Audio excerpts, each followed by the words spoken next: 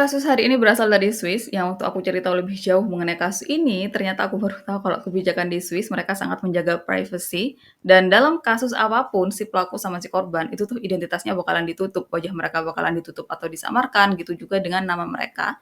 Itu tuh nggak diinformasikan ke publik. Tapi karena korban di kasus ini adalah Kristina Joksimovic, mantan finalis Miss Switzerland, jadilah orang-orang kemudian tahu siapa dia dan siapa namanya. Juga siapa pelakunya, yang ternyata adalah orang terdekatnya. Kemudian awalnya nama pelaku nggak diketahui karena balik lagi ke privacy dan media cuma menyebut si pelaku sebagai Thomas. Tapi pada pertengahan September 2024 kemarin, diketahui kalau namanya adalah Mark Ryben, ya karena itu aku harus buat ulang video ini. Dan karena kasus ini terjadi di negara yang cukup menjaga privasi, jadi banyak hal yang belum terbuka meskipun kejadiannya udah dari Februari tahun ini.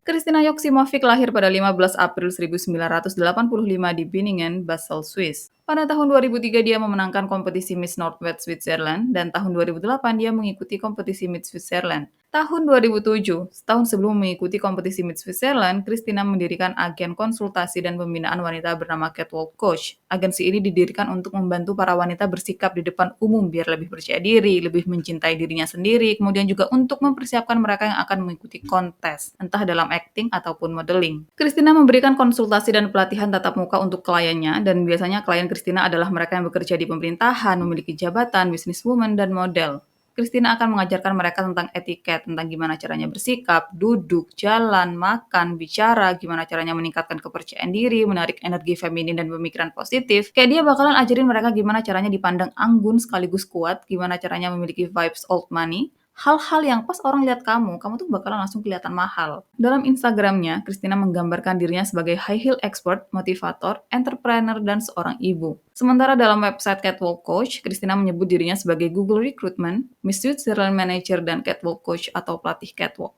Tahun 2013 sampai 2017, Kristina diketahui bekerja untuk perusahaan IT sebelum akhirnya lebih fokus ke catwalk coach. Selama waktu ini, Kristina dikenal sebagai sosok yang sangat baik, ramah, suka tolong siapapun, sangat murah senyum, dia suka baca, main volley, nonton film dokumenter, dan berpikir kalau bagian tubuhnya yang paling indah adalah tangannya. Kemudian sekitar pertengahan atau akhir tahun 2016, Kristina memulai hubungan dengan seorang pria bernama Mark Ryben. Mark lebih tua 3 tahun dari Kristina dan ayahnya seorang pengacara sekaligus jutawan, jadi Mark lahir dari keluarga yang sangat berkecukupan. Sebelumnya Mark adalah seorang perwira di Angkatan Udara Swiss, kemudian dia kuliah di University of St. Gallen, terus lanjut ke Stanford, dan kemudian memulai beberapa profesi. Dalam akunnya, Mark menyatakan dirinya sebagai konsultan, coach and trainer, juga mendirikan perusahaan yang mewadahi pengembangan dan peningkatan keterampilan. Kemudian gak butuh waktu lama untuk mereka berpacaran karena pada tahun 2017 mereka memutuskan untuk menikah. Pernikahan itu sendiri digelar dengan sangat indah dan estetik. Kayak benar-benar pernikahan yang sangat sempurna dengan mereka berdua yang juga sangat terlihat sempurna. Sama-sama sukses, sama-sama good looking, kayak benar-benar enak dilihat. Kemudian setelahnya mereka tinggal di kawasan elit Binningen, Swiss dan tinggal di rumah mewah. Mereka berdua, terutama Kristina, cukup aktif di media sosial. Dia selalu membagikan hal-hal indah mengenai kehidupan pernikahannya. Kayak dia dan Mark yang selalu habisin waktu bareng, liburan ke luar negeri, pergi ke tempat-tempat indah. Dan semuanya makin sempurna saat tahun 2020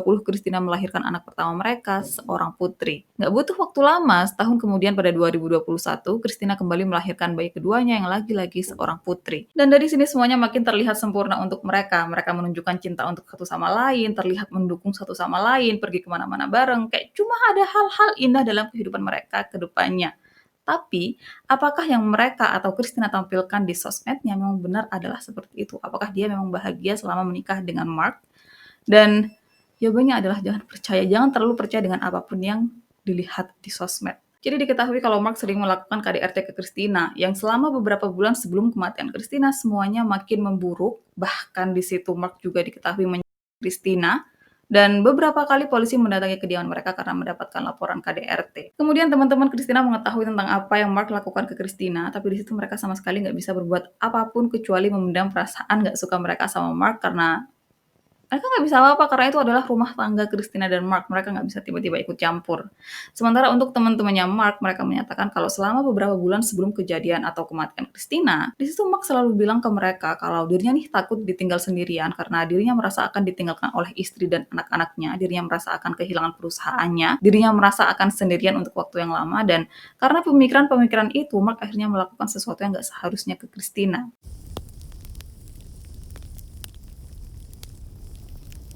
12 Februari 2024, orang tua Christina dihubungi oleh pihak sekolah cucu-cucunya yang di situ mereka menginformasikan kalau Christina belum menjemput cucu mereka.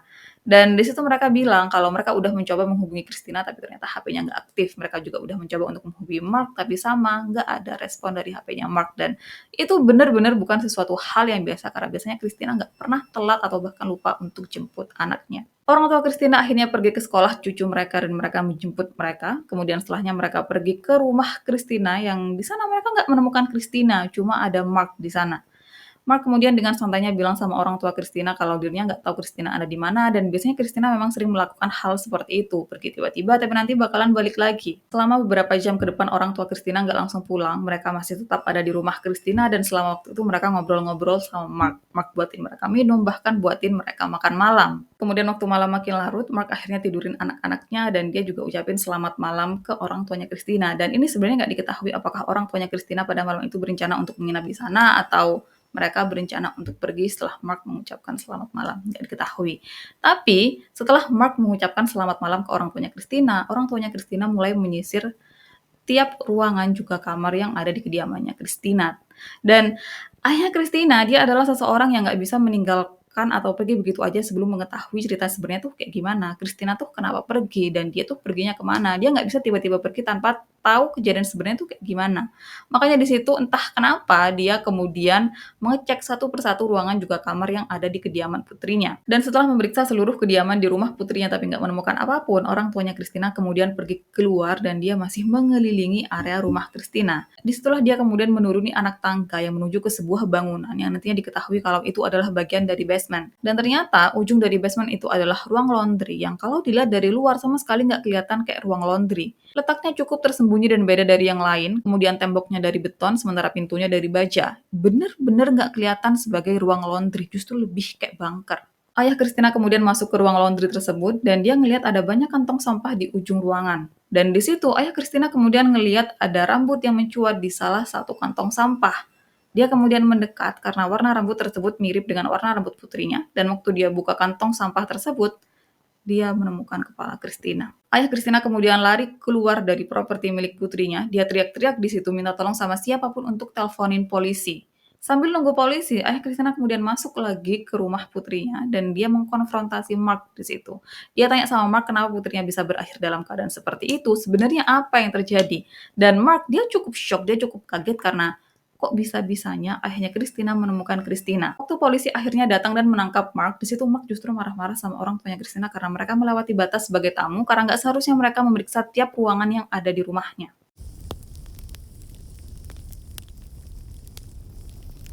Saat polisi memeriksa ruang laundry di mana tubuh Christina ditemukan, mereka memastikan kalau Christina udah meninggal dan bagian-bagian tubuhnya yang masih tersisa segera dibawa untuk diperiksa. Hasil dari otopsi menyatakan kalau Christina meninggal karena kemudian sebelum meninggal, Christina banyak mendapatkan kekerasan yang beberapa di antaranya adalah luka di mata kanan, bawah alis, pipi, dan hidung. Beberapa memar di betis dan kaki kanan bawah juga tulang belikat. Panggulnya patah dan ada banyak pendarahan kecil di kepalanya. Yang luka ini diakibatkan karena rambut yang lepas karena ditarik dengan kuat. Jadi kayak bisa dibayangin sekenceng apa dia dijambak atau ditarik rambutnya sampai itu rambut Christina rontok sekaligus karena ditarik. Kemudian dipercaya kalau hasil otopsi tubuh Christina pasti lebih dari itu, mengingat gimana keadaannya saat ditemukan.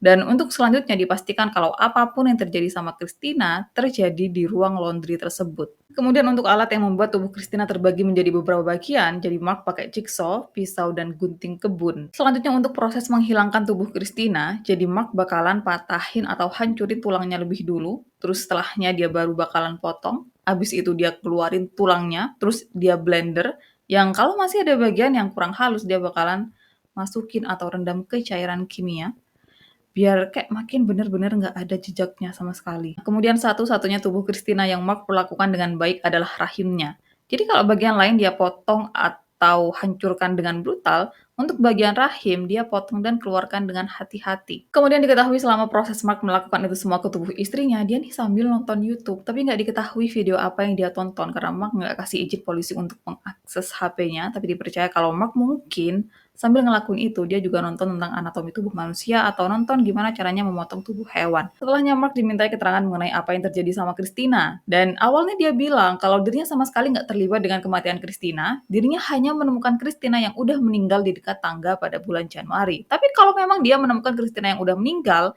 kenapa dia nggak melaporkan hal tersebut ke polisi? Kenapa dia justru mencoba untuk menyingkirkan tubuh istrinya? Setelahnya sekitar bulan Maret, Mark mengganti pernyataannya. Kali ini dia mengakui kalau memang dirinya adalah pelaku atas apapun yang terjadi sama Christina. Memang dirinya yang menghilangkan nyawa Christina, tapi hal tersebut dilakukan sebagai bentuk pembelaan diri. Mark kemudian cerita kalau sebelum kejadian penghilangan nyawa Christina, dirinya dan Christina nih duduk bareng, ngobrol bareng, dan obrolan tersebut cukup menyenangkan. Tapi entah gimana Christina tiba-tiba serang dirinya pakai pisau. Anehnya adalah, Christina dan Mark sama-sama nggak memiliki luka yang diakibatkan oleh pisau. Makanya polisi nggak bisa percaya dengan omongan Mark tersebut. Kemudian selama penangkapannya, Mark berkali-kali mengajukan permohonan bebas bersyarat, tapi permohonannya ditolak. Dia juga bahkan mengajukan untuk jadi tahanan rumah aja, tapi lagi-lagi permohonannya selalu ditolak. Jadi sambil nunggu sidangnya dimulai, Mark harus ada di penjara.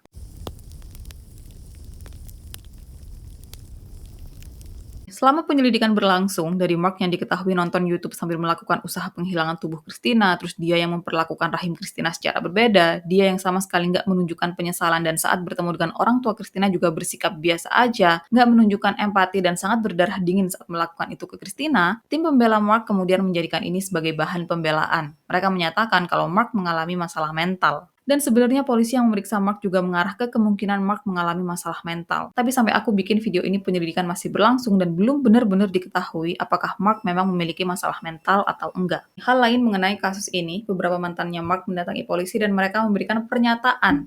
Mereka bilang kalau selama mereka berhubungan dengan Mark, Mark sering melakukan KDRT atau kekerasan ke mereka yang salah satunya adalah penjara. Kemudian sampai aku bikin video ini nggak diketahui motif Mark melakukan hal itu apa, tapi beberapa teman Christina bilang kalau Christina sempat mengembangkan keinginan untuk bercerai dengan Mark. Jadi polisi kemudian percaya, untuk saat ini mereka percaya kalau mungkin itu adalah alasan Mark melakukan hal seperti itu ke Christina. Kemudian di luar kasus ini, saat ini keluarga Christina dengan keluarganya Mark lagi berebut hak asuh atas putri-putrinya Mark dan Christina. Pihak Christina diwakili oleh orang tuanya, sementara pihak Mark diwakili oleh kakaknya yang disokong oleh orang tua mereka yang kaya, juga pengacara-pengacara hebat. Kemudian selama waktu ini kakaknya Mark menyatakan kalau orang tuanya Christina nggak bisa merawat cucu mereka karena mereka udah tua. Dan aku berharap perbuatan Mark ke Christina itu tuh dijadikan kayak sebagai bahan pertimbangan untuk pengadilan nggak memberikan hak asuhnya ke keluarganya Mark. Kemudian kayak yang gue bilang sebelumnya, kalau kasus ini belum selesai, jadi belum diketahui Mark nih didakwa atas tuduhan apa, kemudian berapa lama dia akan dihukum, hukumannya tuh apa, itu belum diketahui. Tapi yang pasti di Swiss nggak ada hukuman mati, jadi nggak usah berharap kalau Mark bakalan dihukum mati. Aku rasa pihak Swiss terlalu memanusiakan manusia, sampai mereka lupa kalau manusia yang dimanusiakan itu bukan manusia biasa. Dan makasih udah nonton videoku sampai akhir. Aku berharap apapun kasus yang aku bawa itu tuh bisa kayak jadi pelajaran. Kayak misal contoh di kasus ini, jangan mau bertahan sama orang yang pukulin kamu. Sekali dia pukulin kamu, dia bakalan terus-terusan lakuin itu. Kemudian makasih udah nonton videoku sampai akhir. Kita ketemu di video-video lainnya.